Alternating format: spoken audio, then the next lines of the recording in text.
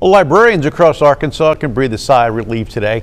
After weeks of withholding state aid funds, the Arkansas State Library Board has voted to release the money during a special board meeting this afternoon. And this comes as board members are looking to implement new rules and regulations that libraries will have to follow in order to receive state aid in the future. We're now joined live by our Blake DeJarnett, who's outside the Arkansas State Library. And Blake, why were these funds delayed to begin with? Well, Bob, Laura, the Arkansas State Library Board says there needs to be more transparency and accountability from local libraries' governing bodies before those funds can be released.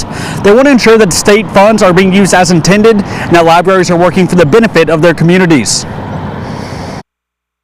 Each quarter, the Arkansas State Library Board releases a little over $1 million spread out to libraries across the state.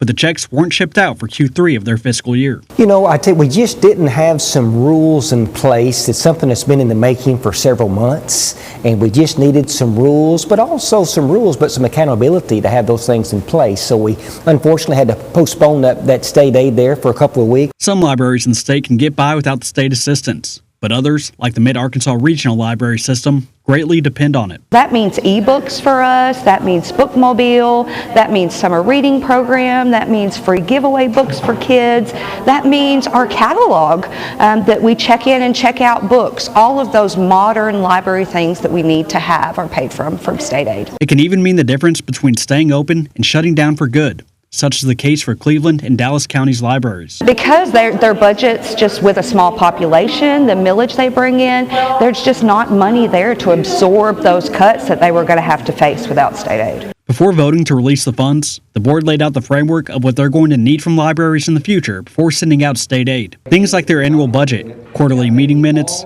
how they've used funds in the past, and how they'll use them in the future. How that we can make sure that libraries are doing what they're supposed to. And here's the deal about it. I believe the majority of our libraries across the state, they applaud the accountability. I mean, they want everybody to be on the same playing field, and I think it's great. I think it's great. I think the librarians are tickled with what happened today. It's the new law of the land if libraries want to keep receiving state aid.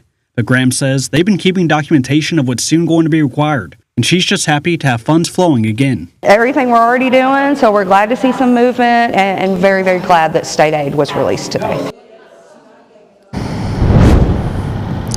It is important to note that these new rules and regulations won't go into play overnight.